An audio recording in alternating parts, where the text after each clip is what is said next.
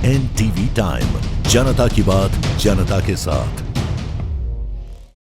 सरकार के निर्देश अनुसार शीतलहर में सुरक्षा उपाय कैसे करें, इसे लेकर असमंजस की स्थिति है। बेघरों के लिए गांधी धाम सुधार नर्मद ट्रेन बसेरों पर ताले लटके होने के कारण आश्रय विहीन लोग फुटपाथ पर रहते नजर आए। नगर पालिका द्वारा पूर्व में तैयार किए गए रेन बसेरे के प्रबंधन व रखरखाव के लिए भुज की एजेंसी को ठेका दिए जाने के बाद किसी को मौका नहीं दिया गया।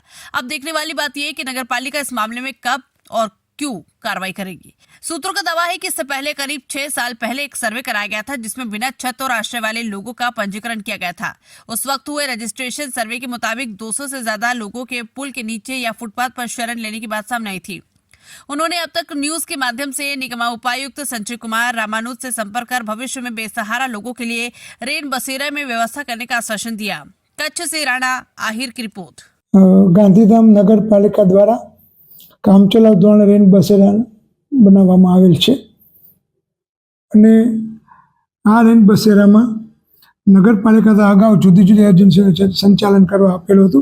છેલ્લે ભુજની સંસ્થાને આપ્યું હતું સંચાલન કરવા માટે।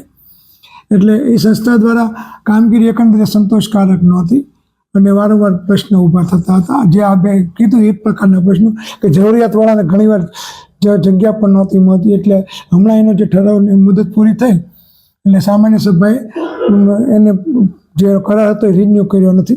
મીનવેલા મહાનગરપાલિકા બની જતા તાત્કાલિક નિર્ણય લઈ શકાયો નથી।